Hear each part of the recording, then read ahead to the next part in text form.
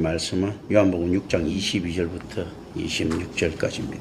제가 봉독합니다. 이튿날 바다 건너편에 서 있던 무리가 배 한 척 외에 다른 배가 거기 없는 것과 또 어제 예수께서 제자들과 함께 그 배에 오르지 아니하시고 제자들만 가는 것을 보았더니 그러나 디베리아에서 배들이 주께서 축사하신 후 여럿이 떡 먹던 그곳에 가까이 왔더라. 무리가 거기에 예수도 안 계시고 제자들도 없음을 보고 곧 배들을 타고 예수를 찾으러 가버나움으로 갔어. 바다 건너편에서 만나 라삐야 언제 여기 오셨나이까 하니 예수께서 대답하여 이르시되 내가 진실로 너희에게 이르노니 너희가 나를 찾는 것은 표적을 본 까닭이 아니요 떡을 먹고 배부른 까닭이로다. 아멘. 우리 여기 상황을 잘 봐야 되는데 왜 성경에 중요하지 않은 것들이 실릴 리가 없죠. 왜 그러는가 하면 예수님 공생의 기간 동안에 이런 사건들만 있었겠습니까? 많은 것들이 생략되면서 실리고 있는데 여기에서 이제 어떤 것들을 중점적으로 보고 있는가 했을 때 일단 오병이어를 생각해야 되죠. 세례 요한의 죽음 이후에 새로운 지도자가 필요한 그 유대 열성파들 이걸 좀 생각해야 되고요. 그거 로마의 독립을 꿈꾸는 자들. 실제 로마의 독립을 꿈꾸는 자들이라고 하면 아주 초기족들은 여기서 조금 예외일 수가 있습니다. 왜냐하면 아주 잘 사는 것은 로마의 정치하에서 잘 먹고 잘 사는 게 좋거든요. 그래서 실제 사두개인들은 이게 어떤 면에서는 유대가 독립되는 걸 안 원했던 사람으로 분류됩니다. 지금이 좋거든. 오히려 그거 적당하게 또 사두개인들이 힘들을 인정해 주기 때문에 적당하게 로마 황제하고도 거래가 가능했단 말이죠. 그런 것들. 그리고 로마가 길을 잘 닦아놨기 때문에 어떤 유익이 있겠습니까?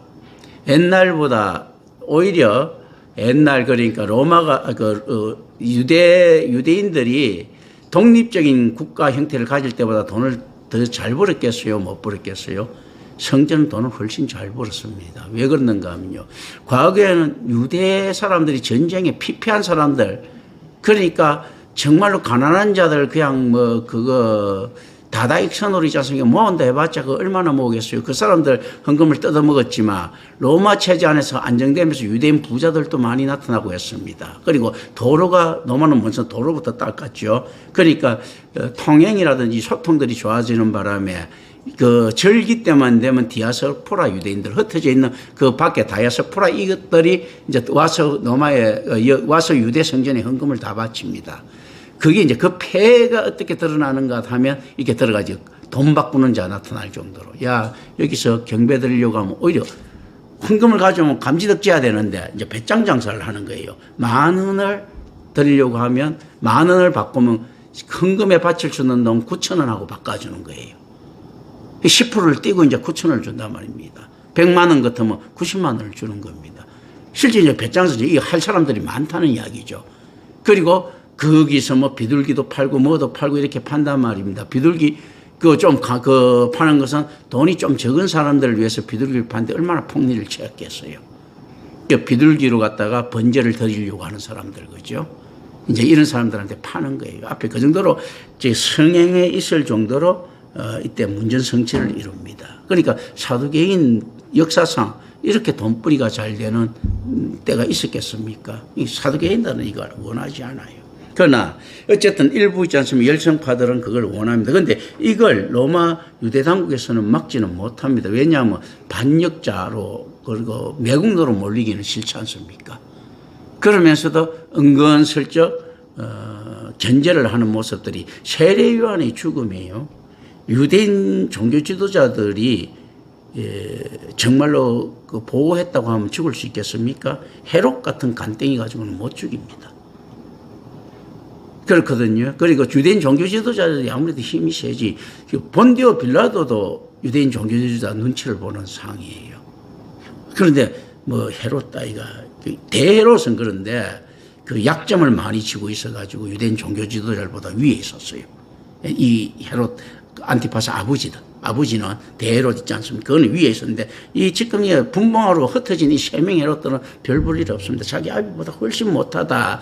아우구스 티누스도 자기 애들은 못하다 이렇게 생각하고 있었던 그 시기거든요. 티베리우스 어복에도 자기 애들보다 헤롯은 점점점 좀 약하다. 옛날 대헤롯보다 자기 아비를 좀 더 높게 봤고요. 아비가 굉장히 로마에 공이 많은 사람이거든요. 그리고 헤롯도 공을 많이 씌웠고, 그래서 이 왕이 됐는데, 이제 요런 상태입니다. 그런데 실제 그러니까 예수가 왔을 때도 누가 견제해 줍니까? 로마는 좀 유대인을 우습게 볼 수도 있었습니다. 왜냐하면요, 유대 종교 지도자들이 견제를 해주거든. 그런데도 이제 마사다 전투가 터진 거예요.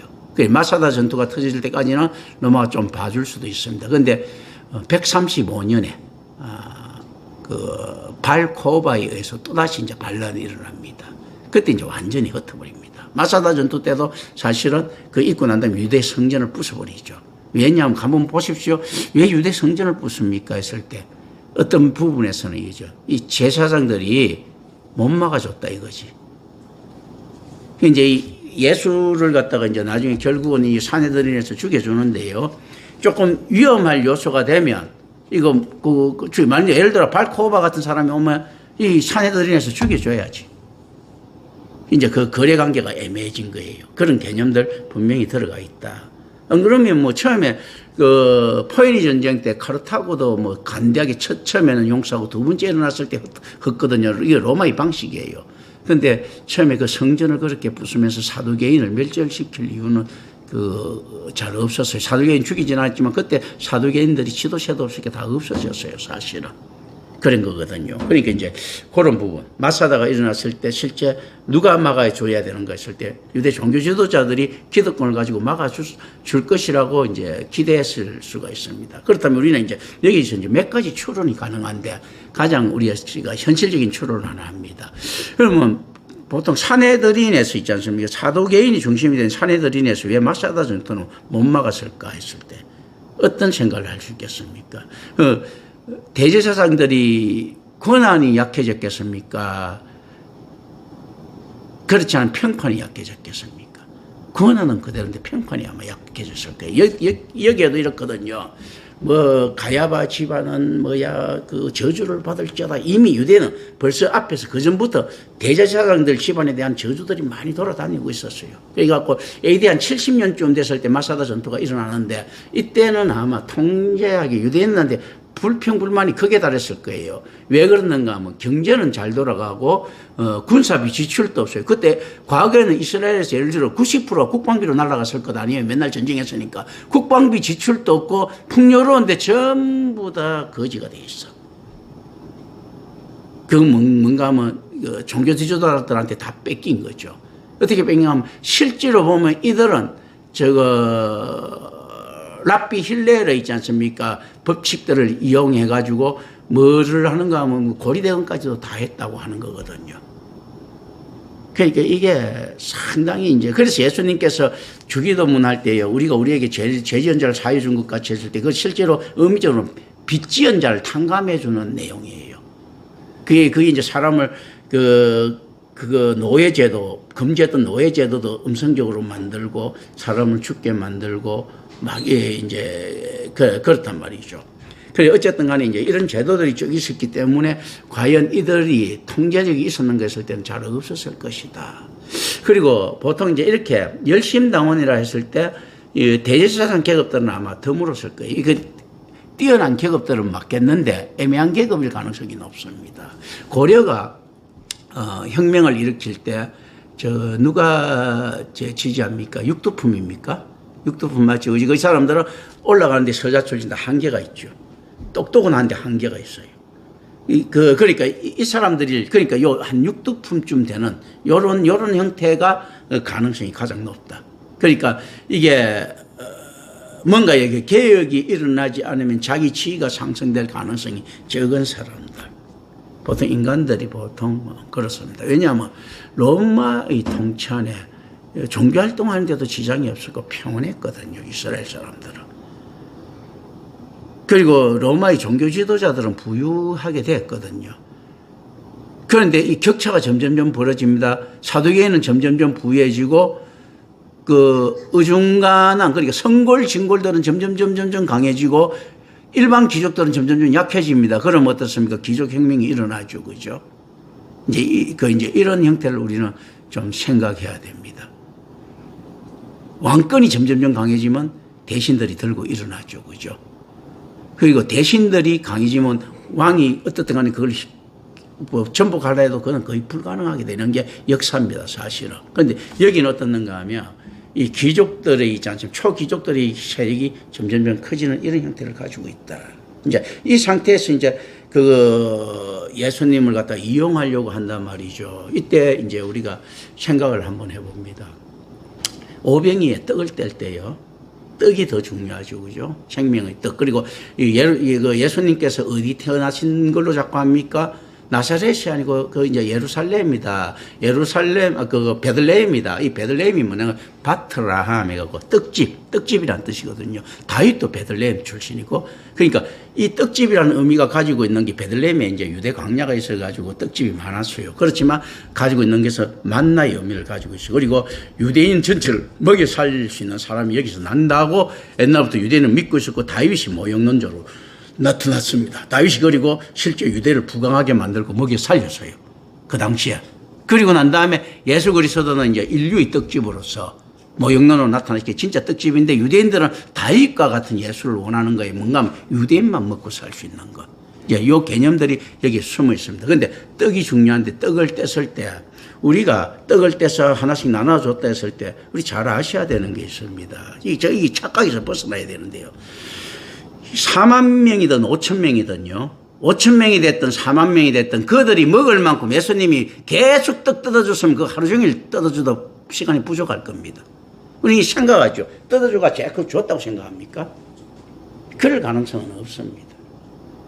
예수님께서 축사하시고 뜯으면서 있지 않습니까? 뜯는 순간에 떡이 어떤가 하면 사르밧 가부에게, 엘리야한테 이렇게 바치자 사르밧 가부에 있지 않습니까? 그런 것들이 마르지 않고 기름이 나고 이렇게 밀가루가 나고 하죠. 그죠? 그 개념이지. 그렇다면 실제 어떤 것도 가능하겠습니까? 속임수 말술도 가능하지. 예수님께서 탁 떡에서 딱 뜯어갖고 탁 주는 순간에 안에서 막 계속 떡이 나와. 뭐 간단한 마술이지 뭐. 요즘 진짜 안에서 카메라 들이대도 속이는데 안 그렇습니까? 그렇게 생각할 수도 있습니다. 지금 이 분기점에 서 있을 수도 있어요. 예수님이 지금 분기하는 게. 그게 무슨 말인가. 그런데 야들이 답을 냅니다. 아, 이 사람은 진짜 선지자, 참으로 오실 그 선지자다. 왜냐하면요, 지들이 판단하지 않습니까? 예수님 이용가치가. 내가 볼 때는요, 이 마술을 보고 이게 기적인데 마술이라고 생각해버리면 어떻습니까? 야들이 우리가 눈 감아줄 테니까 가자. 이거 뭐 지금 필요하니까. 왜냐하면 이게 하나님의 이적으로 봤으면 어떻습니까? 다 무릎 꿇고 경배를 해야 돼요. 근데 이 아들이 판단을 하죠. 그건 무슨 말입니까? 네가 속임수 좀 서는구나. 이럴 수 있다는 거. 이 답으로 가져가면 안 되지만요. 속임수 좀 서는 수 있는데 좋다. 오케이. 좋다. 네가 대중을 우리가 안에 할 테니까 어차피 네가 뭐 권력 내는 바지 왕만 해주면 좋은 거니까. 어차피 힘은 자기네들이 갖는 거니까. 그렇잖아요. 그러니까 어떻게 이야기합니까? 한번 보세요. 여기에 14절 한번 보세요. 6장. 그 사람들이 예수께서 행하신 이 표적을 보고 말하되 이는 참으로 세상에 오실 그 선지자라 하더라라고 야들이 답을 내죠. 나중에 보면 이 비슷한 것들이 나오죠. 바울이 사울일 때, 사울이라는 이름을 갖다가 설 때 있지 않습니까? 유대에 설 때 어떻게 합니까? 스데반 죽은 거 보고 죽음 마땅하다 하면서 지가 답을 내죠. 그러면서 무엇을 덮었습니까? 지가 진짜 안에서 옷 맡은 자지요. 그죠? 진짜 안에서 집사 스데반을 죽이는 있지 않습니까? 이 꼴을 가지게 됩니다. 그리고 우리가 좀 미안한 이야기지만 이게 전혀 다른 이야기지만 잘 착하지 말아야 될 것이 있습니다. 저는 스데반에게서도 어떤 위대한 것도 발견하지 못합니다. 서대반이 왜냐하면요. 지금 서대반은 굉장히 있지 않습니까? 과대평가하는데 서대반이 이야기하는 것은 오실 그리스도 때 이야기를 하는 거, 구약 이야기를 하잖아. 계속요. 서대반은 예수 이야기를 해야 돼요. 그런데 이제 자기가 생각한 구약 이야기를 하고 있지 않습니까? 이 출발이 굉장히 신학적으로 예루살렘 교회가 열등하고 약하다는 것이 여실히 드러납니다. 그러니까 예수 동생 야고보가 수장지진을 하고 있지 베드로가 있지 않습니까? 그냥 그 권력 나눠먹기 식으로 앉아 있는 거예요. 양보하지 말아야 될 것들이 있거든. 야고보가 예수를 알아봤지 얼마나 압니까? 그 예수 따라다니지 않고 지 형이 사기치고 있는 줄 알았는데. 그럼 그건 양보하지 말아야 될 부분들이거든. 그래 실질적으로 어떻게 보면 천한 것들의 한계인 거예요. 베드로는 다 천하잖아. 그게 자긍심이 잘 없는 것들이에요. 옛날에 그 유자들 보면 꼿꼿하게 죽어도 지 소리 다 하잖아요. 짹짹이 헛소리를 하잖아요. 베드로라든지 그 보세요. 예수 죽으면 도망가고 진짜 안에서 배알도 없고 있지 않습니까? 그게 없는 거야. 왜 그러는가 하면 섬기는 것만 배우고 있지 않습니까? 굴복하는 것만 배우는 인간들이 뭘 하겠습니까? 막신고리끼가 이야기하지요. 어떤가 하면 기도록 태어난 것은 날 수 없다. 이 기도록 태어난 놈들이에요. 이 12제자라는 놈들이. 그런 거거든요. 우리가 지금 착각에서 벗어나야 되는 거예요. 이 완전 환상 다 깨져야 되는 겁니다. 이들이 실제로 예수를 정확하게 이야기한 적이 있었는가? 그거 베드로하고 베드로가 바울하고 밥 먹다가도 있지 않습니까? 야고보가 보낸 있지 않 사람들 보고 난 다음에 후닥닥 도망가는 놈 아니에요. 그 뒤에도 그런 거거든. 그리고 거리를 두고 바울하고 자꾸 거리를 두는 거야. 바울을 왕따 시키고 결국은 바울을 순교하게 만드는 1등 공신들이 되죠. 예루살렘 교회가. 이제 그렇게 되는 거거든요. 이게서 인간들이 한계를 잘 봐야 됩니다. 우리가 교회에서 많은 사람들한테 실망하는데 제가 볼 때는 성경 안에 들어가 보면 실망하는 놈들이 하는 게 다예요. 다. 무슨 말인가 하면요. 바울을 봐도 실망하고 베드로를 봐도 실망합니다. 교부들을 봐도 실망하고요.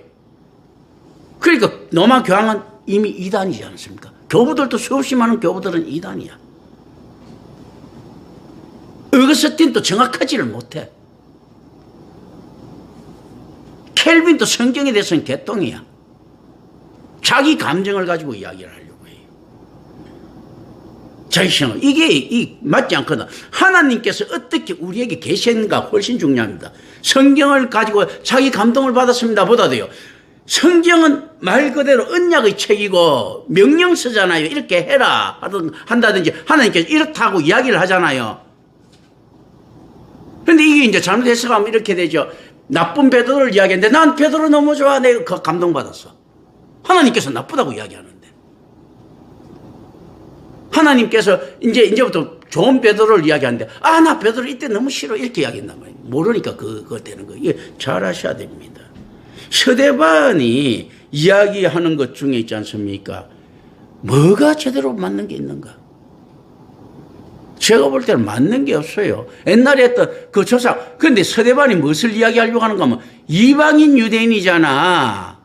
이방인 유대인을 대신하다 보니까요. 어떤 식으로 이야기를 하는가 하면 옛날 자기 조상 그 전통 유목 정신에 성경 외우고 있는 거 내 그 내용 알고 있다라고 이야기를 하는데 알고 있는 것이 아니고 뭡니까? 지가 요약하고 있는 거거든. 그러니까 바울이 볼 때는 그 내용 또 보면 저거는 달달달 잘 외우지도 못한 인간인 거예요.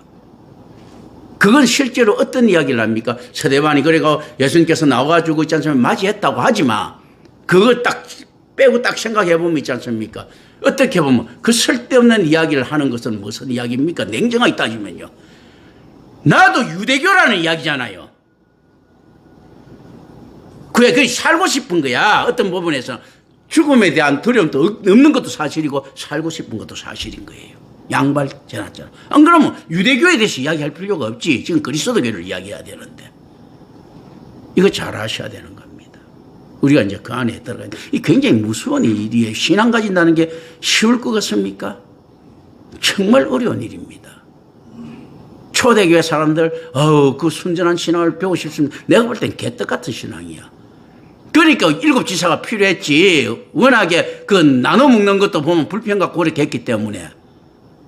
그 안에 무슨 순수한 사랑이 있습니까? 음식 좀 먼저 먹었다고 있지 않습니까? 열받아 있는 거. 그리고 오기 전에 기다리지도 않고 있지 않습니까? 술 채고 막 그 음식 먹고 있는 놈들.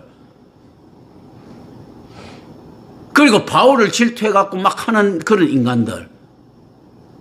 야고보나 예수 동생이나 그 사도, 그리고 자기 잘난 척만 쭉 하고 있지 않습니까? 거기서 나는 어떤 온유함이나 겸손도 저는 초대교회에서 못 찾아봅니다. 그런 거거든요. 저 이제 잘 아셔야 되는 겁니다. 자, 여기서 이제 들어갑니다. 자, 이제 여기서 한번 보세요. 자, 예수님께서 떡 뗐어요. 그걸 갖다가 뭐 4만 명이 됐든 뭐 5천 명이 됐든 일일이 줬다?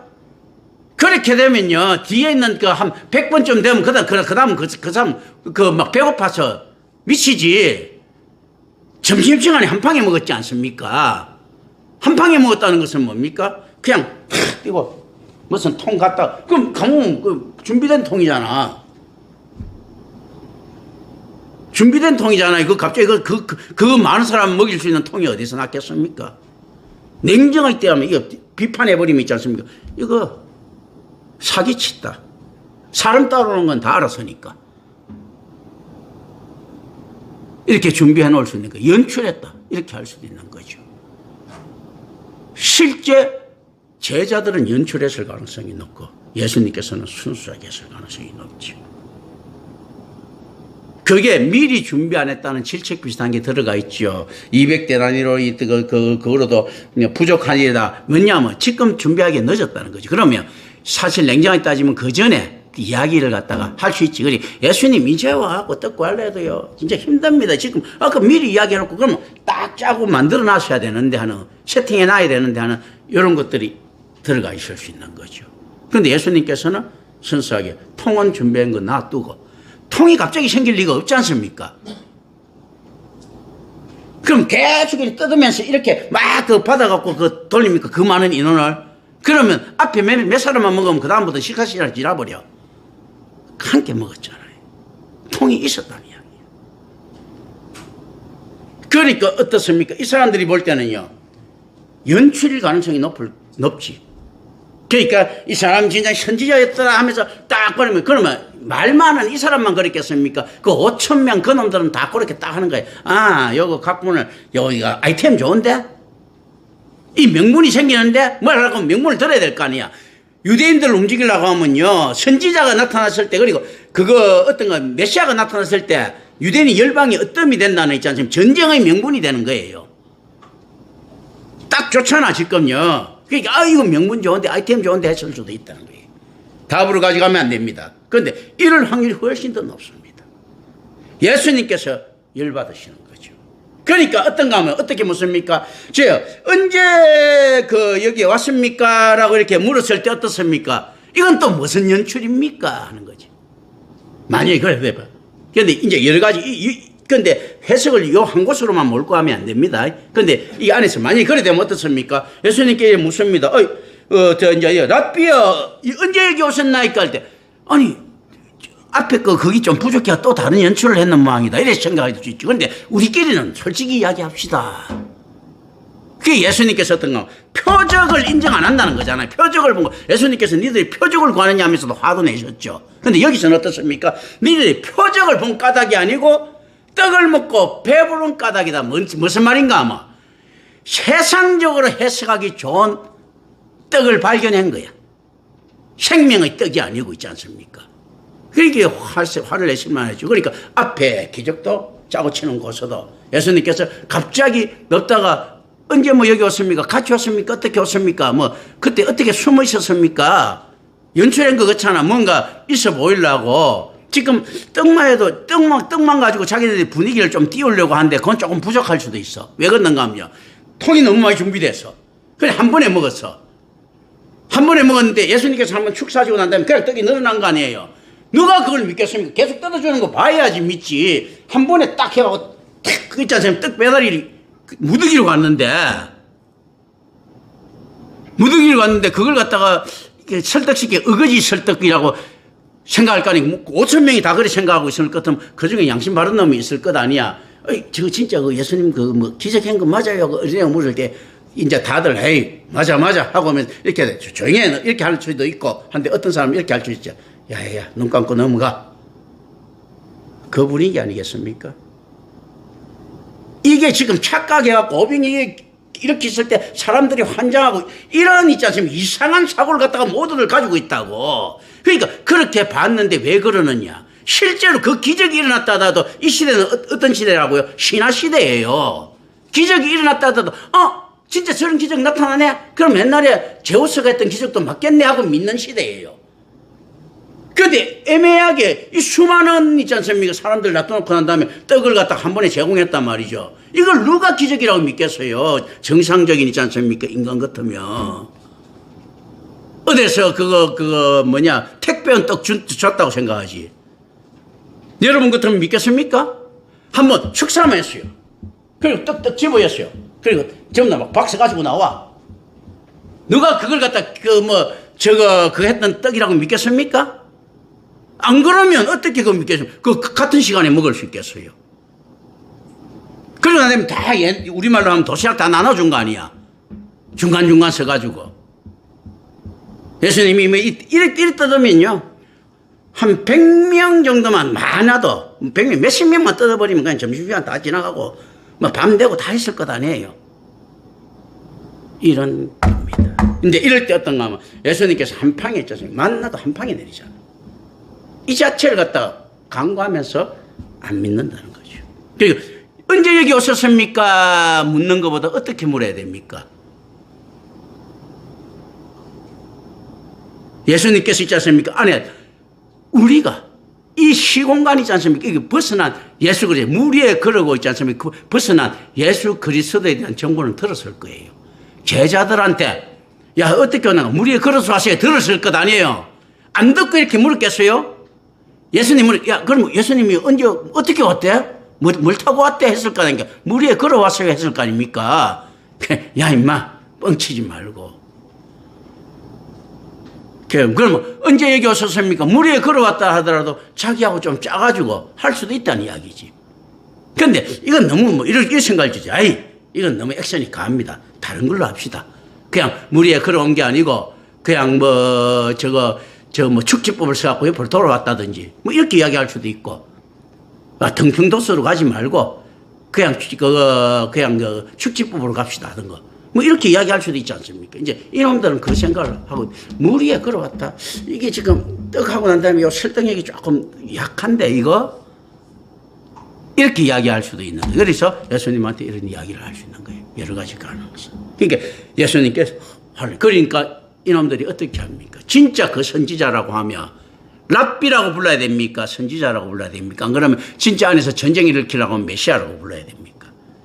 랍비야 하고 그러죠. 이놈들이 랍비어라고 부르는 거는 뭡니까? 모든 기적 인정을 안 한다는 겁니다. 선생은 여러 가지 의미가 있죠. 한 수 배웠지, 그죠? 우리가 마술 배워도 선생이죠. 사기치도 그 선생이지, 사기꾼들한테 있지 않습니까? 지금 예수한테 사기치는 법 한 수 배운 거 선생이에요. 그것도 랍비인 거예요.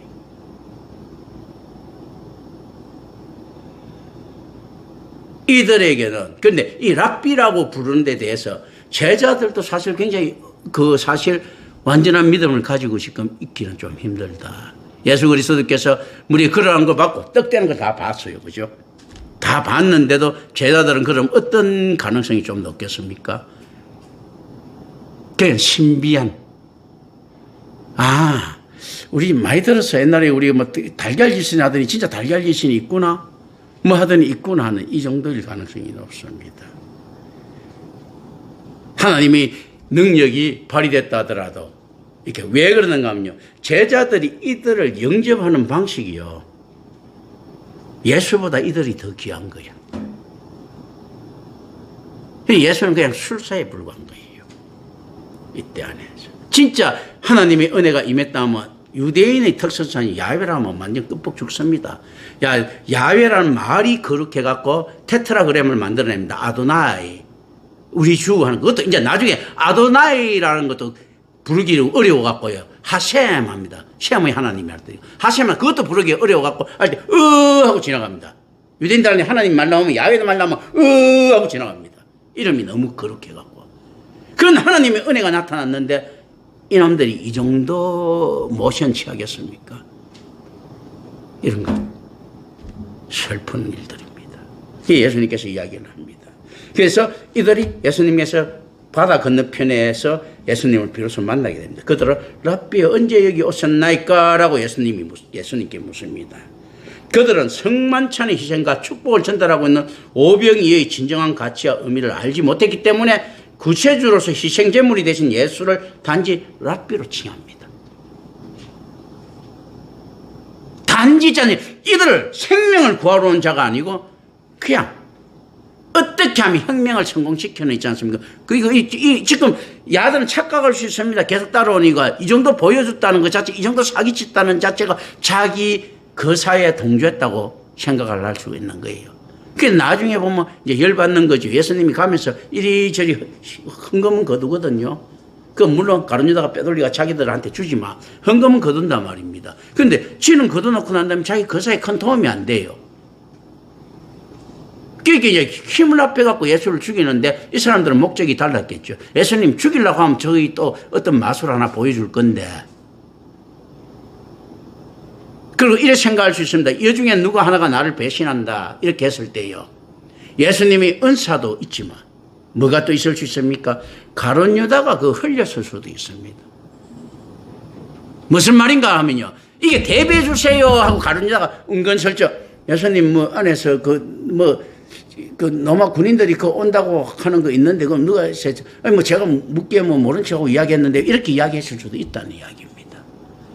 은혜도 능력으로 기적으로 알 수도 있지만 왜냐하면 가룟유다는 예수가 알아야 되잖아. 예수 죽이는 게 목적이 아니었잖아요. 예수가 로마 군인들한테 대항해갖고 어쨌든 간 스파크를 일으키기를 원했는데 가룟유다가 안 알아켜줄 이유가 없죠. 가룟유다는 당연히 예수님한테 이 로마 군인 온다는 걸 알려줘야지. 그래 예수님께서 어떻게 잘 대처해가지고 전부 다 막 이렇게 그거 있지 않습니까? 혁명을 성공시키기 이걸 해야 되는데 이게 어긋나버린 거예요. 가룟유다가 안 가르쳐줄 이유가 없잖아. 뒤에 자살한 걸 보면. 그런데 예수님께서 경고를 해도 모릅니다. 이 중에서 너는 나를 배반하는데 가르쳐준 놈이 그 사람 지명은 안 하는 거예요. 그런데 그건 안 태어나는 게 나을 뻔했다. 네가 하나님 뜻을 모른다는 거죠. 할 때마다 하나님이 은혜로 알 수 있는 게 있지만요. 상황이 자꾸 알려주는 거 있으면 그러면 그것도 은혜. 그러니까 아는 거예요. 가룟유다가 당연히 예수한테 암시를 주지 안 좋겠습니까? 전체 정황을 한번 보지 안 좋겠는가? 예수님께서 그 이야기 안 했잖아요. 내가 기적을 통해 안다 이 소리 안 하셨잖아요.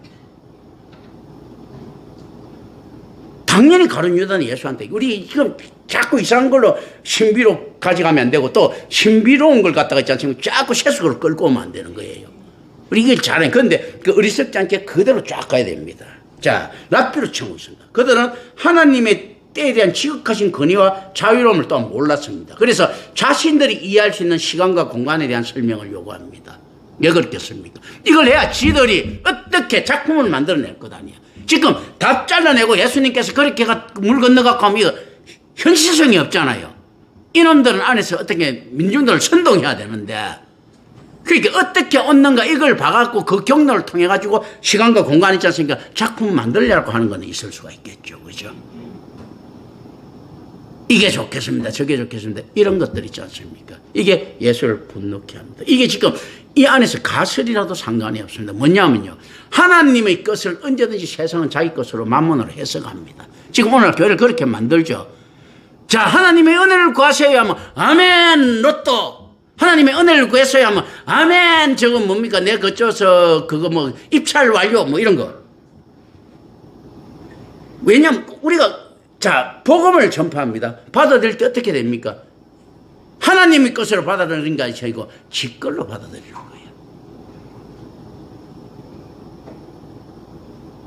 세수가 되는 거예요.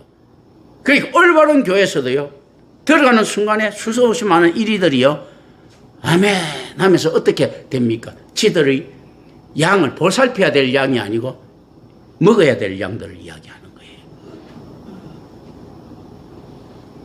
그러니까 어떻게 합니까? 아멘 해놓고 난 다음에 정치만 관련되면 있지 않습니까? 다 템플 서태합니다. 우상한테. 그게 전화 걸었을 때인데, 스님, 이명박입니다. 뭐 이렇게 대통령 합니다. 또 어느 교회 만나면 아유 제 이명박 장로입니다. 이렇게 이야기하고. 그렇게 되는 거잖아요. 이재명이 아유 내가 어느 교회에 뭐 그거 가서 출시가 다닙니다. 해서고 뭐 다니면 다닌다고 놔두면 될 건데 또 그것도 뭐 우리 교회 다닌 적이 없다 해서 뭐 그럴 필요는 없어. 뭐 양아치가 양아치지 않은데 그렇잖아요.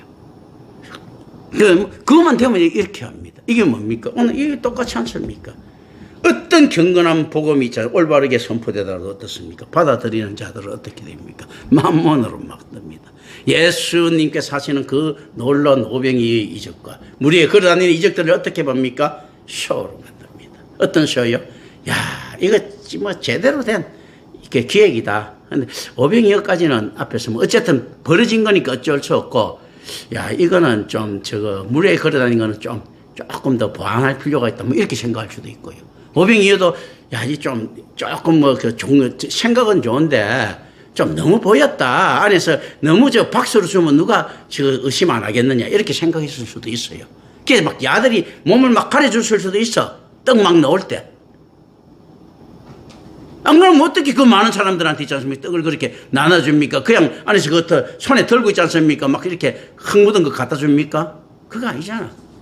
어디서 박스에서 나왔을 것 아니야. 도시락에서. 누가 그걸 믿겠습니까? 쇼라고 생각하지. 은혜 받은 자가. 그런데 누가 그러면 이게 진짜라고 증명해야 됩니까? 누가 여기서 악한 놈들입니까? 제자들. 제자들은 안에서 알 것 아니야, 이 새끼들은. 그런데도 이걸 못 밝히고 있는 거예요. 이런 놈들입니다. 왜냐하면 자기까지도 토맥금으로 넘어갈까. 그리고 이 기적을 또 그러면서 이 욕심 많은 놈들이 특징이 그렇습니다. 기적이 나타나면 놀라기는 하지만요. 또 크게 안 봅니다. 놈이 도와주면 와, 나 정말 도움 받아. 자기 거는 10,000원짜리 하나 안 끼면서 1억 도움을 받았다. 아유, 요즘 뭐 1억 갖고 뭐 10억 도움 받았어. 아유, 요즘 강남 아파트가 얼마인데. 이런 놈들이 제자들의 형태예요. 왜 무슨 말인가 하면 나타나죠. 아, 진짜 기적이 있구나. 제자들만 예수만 했습니까? 야들 전설 따라 삼천리 보면 온갖 랍비들 다 기적 일으켰는데. 그리고 엘리야 마르다도 얼마나 기적 일으켰어요. 그러니까 예수 뭐 기적 있지 않습니까? 당연한 거야, 그냥. 아, 뭐 이런 게 있구나. 그럼 자기한테 이익이 뭐가 되는데. 근데 이거 있다고 해갖고, 뭐 그거 안에서 하면 거짓말쟁이 되는 것보다 그냥, 아유, 뭐 우리가 기적 맞아요. 야, 임마, 바른 말 해. 해도 기적 맞아요. 아니지. 알았어 하고 뭐 이렇게 넘어가면 절대 강력하게 밝힐 의사들은 없는 거예요. 왜 그런가 하면 자기도 이거 맞기는 맞는데, 이거 이야기해봤자 뭐야. 이거 사기꾼은 넘어간데. 옛날 임마누엘 칸트가 이런 말이 있죠. 순수이성 비판, 실천형 비판, 또 뭡니까, 실천이성 비판, 판단력 비판, 이렇게 적어 난 다음에 종교이성 비판을 적으려고 했거든. 들리는 말이에요. 그런데 로마 교황청에서 불끈한 거예요. 전체 또 종교단체에서 불끈한 거예요. 그러니까 칸트가 안 적겠다니까 친구들이 막 이야기하고, 야, 우리도 혹시 할 테니까 적어. 그거 막 적으라 하니까 칸트가 그 이야기했다거든. 사람이, 말을 하려고 하면, 책을 적으려면 정직하게 사실만 적어야 된다. 그러나 사실이라고 다 적을 필요 없다. 그래서 침묵해버렸다 하거든. 그래, 야들도 그렇게 생각했지. 사실이라고 다 할 필요가 없다. 뭐 어차피 기적이 뭐 다른 한두 사람 했던 것도 아니고 랍비들도 했다고 나오고 여러 가지 기억했다. 우리도 뭐 홍길동에도 기적을 했다고 그 손오공도 기적을 하는데 이렇게 생각하는 거예요. 왜냐하면 그거는 뭐 가상인물이라지만 야들 신화시대 때 있지 않습니까? 사람들 헤라클레스는 단지 실존인물로 생각하는 그리스던 그런 거거든요. 일리아스 오디세이가 역사책이잖아요. 그 허황된 것들이 중국의 봉신연희가 역사책이잖아. 그 당시 그랬단 말이죠. 우리나라도 왕이 나타날 때마다 있지 않습니까? 금칙이 나타나고 뭐가 다 나타나잖아요. 그럼 뭐 예수 이거 나타난 것도 그거 진짜로 다 믿었거든. 용비어천가 보면 그 뻥을 막 적어놨는데 다 믿지 않습니까? 그런 거거든요. 뭐 여기까지 해야 되겠습니다. 선만찬을 해야 됩니다. 은혜로우신 아버지 하나님 감사합니다. 우리 주 예수 그리스도 이름으로 기도드립니다. 아멘. 예, 성만찬. 예.